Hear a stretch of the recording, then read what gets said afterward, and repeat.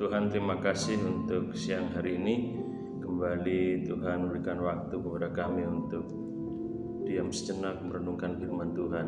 Tuhan, tolong supaya ketika kami merenungkan firman-Mu, sungguh-sungguh kami bisa memahami apa yang dipesan dan kehendak-Mu bagi kami. Kami bersyukur Tuhan, dalam nama Tuhan Yesus, amin. Puji nama Tuhan, siang hari ini renungan saya berikan judul kuat dan bertumbuh di dalam Kristus. Kita akan baca dari Kolose pasal 2 ayat yang ke-6. Kamu telah menerima Kristus Yesus Tuhan kita, karena itu hendaklah hidupmu tetap di dalam Dia. Saudara, menjadi kuat dan bertumbuh merupakan kehendak dan keinginan Tuhan bagi setiap kita orang-orang yang percaya kepadanya. Kalau kita lihat dalam Efesus pasal yang ke-6 ayat yang ke-10 mengatakan, akhirnya hendaklah kamu kuat di dalam Tuhan, di dalam kekuatan kuasanya. Jadi menjadi kuat di dalam Tuhan merupakan kehendak Tuhan bagi kita.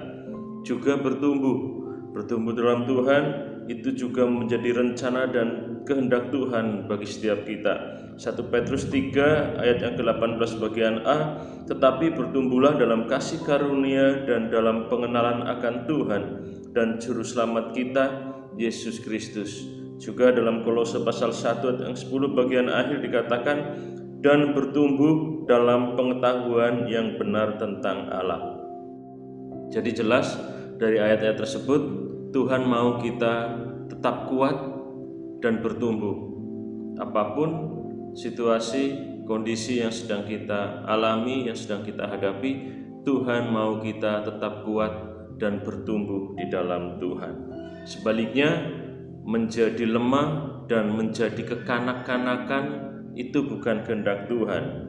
Kalau kita baca dalam Ibrani pasal 5 ayat yang ke-12 dikatakan, sebab sekalipun kamu ditinjau dari sudut waktu sudah seharusnya menjadi pengajar, kamu masih perlu lagi diajar asas-asas pokok dari penyataan Allah, dan kamu masih memerlukan susu, bukan makanan keras. Jadi penulis Ibrani menegur jemaat yang secara usia percaya kepada Tuhan, secara usia mengiring Tuhan, seharusnya sudah menjadi orang-orang yang dewasa secara rohani, tapi mereka tetap kekanak-kanakan secara rohani. Mereka tidak bertumbuh. Penulis Ibrani menegur supaya mereka bertumbuh. Tidak bertumbuh bukan menjadi kehendak Tuhan. Siang hari ini kita akan belajar di ayat yang ke-6 Kolose pasal 2. Bagaimana supaya kita bisa kuat dan terus bertumbuh di dalam Tuhan. Kalau kita baca, kita lihat ayat ke-6 dikatakan, kamu telah menerima Kristus Yesus Tuhan kita. Jadi yang pertama yang harus kita lakukan ketika kita ingin tetap kuat dan bertumbuh, jelas yang pertama kita harus menerima Tuhan. Menerima di sini artinya telah menerima dan terus-menerus menerima, telah berlangsung dan terus-menerus menerima. Artinya bukan hanya menerima sesaat melalui pengakuan mulut, melalui perkataan seseorang mengatakan saya percaya kepada Tuhan, tapi setelah berlangsung bertahun-tahun akhirnya berubah, menyangkal dan meninggalkan Tuhan. Bukan menerima dalam pengertian yang seperti itu. Menerima di sini adalah telah menerima dan terus-menerus menerima Tuhan. Karena kalau kita lihat ada banyak orang yang awalnya mengaku menerima Tuhan karena memang ada maunya, ada motivasi yang lain. Misalkan ada orang yang akan melangsungkan pemberkatan nikah atau ada hal-hal tertentu yang akan dilakukan atau yang diharapkan sehingga orang tersebut mau mengaku percaya pada Tuhan Yesus, mau mengaku menerima Tuhan, bahkan ikut pembinaan dan dibaptis. Tapi setelah itu tidak sedikit yang akhirnya meninggalkan Tuhan. Menerima Kristus di sini bukan pengertian yang seperti itu, tapi menerima dan terus-menerus menerima. Artinya tetap menerima dan tetap percaya kepada Tuhan. Jadi kalau kita mau bertumbuh, kita mau kuat, yang pertama menerima Tuhan dan terus-menerus percaya kepada Tuhan. Itu yang pertama. Yang kedua, hidup tetap di dalam Dia, hidup tetap di dalam Tuhan.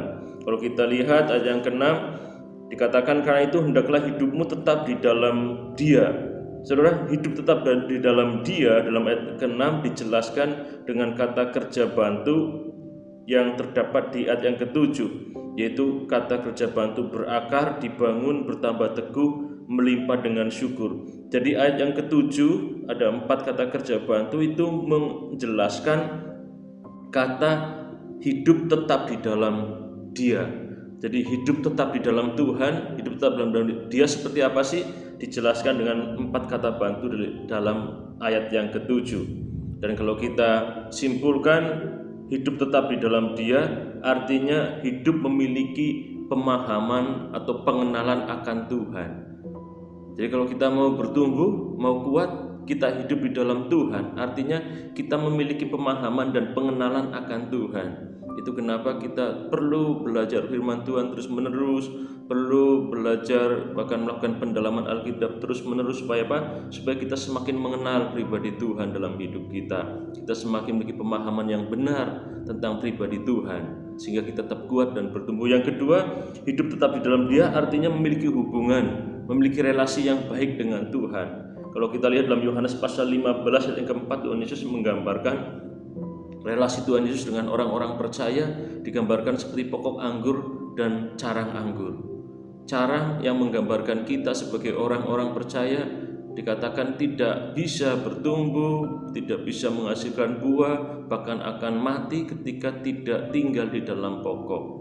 Jadi hidup di dalam Dia, hidup dalam Tuhan artinya memiliki hubungan, memiliki relasi yang baik dengan Tuhan.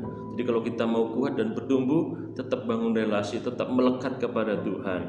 Kita terus berdoa, kita terus merenungkan akan firman Tuhan, kita terus kita membangun pergumulan, berkomunikasi terus-menerus dengan Tuhan. Itu cara yang kita lakukan supaya kita tetap kuat dan bertumbuh dalam Tuhan. Yang ketiga, arti hidup tetap di dalam Tuhan adalah hidup melakukan perintah Tuhan. Yohanes 15 ayat 10 mengatakan demikian. Kalau kita hidup dalam Tuhan, mengasihi Tuhan, berarti kita melakukan perintah Tuhan, melakukan kehendak Tuhan. Jadi kalau kita mau tetap kuat dan bertumbuh, selain kita memiliki pemahaman, selain kita membangun relasi, kita juga harus melakukan apa yang menjadi perintah Tuhan, apa yang menjadi firman Tuhan. Jadi saudara dan saya, Tuhan mau kita kuat dan bertumbuh. Oleh karena itu, tetap menerima Kristus, menerima dan terus menerima, tetap percaya dan terus percaya kepada Tuhan. Yang kedua, hidup tetap di dalam Tuhan, artinya memiliki pemahaman dan pengenalan akan Tuhan, membangun relasi dengan Tuhan dan melakukan perintah Tuhan. Tuhan Yesus berkati kita semuanya.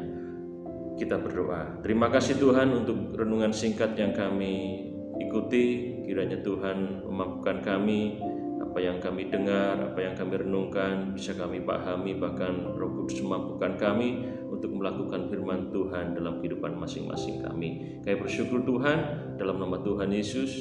Amin.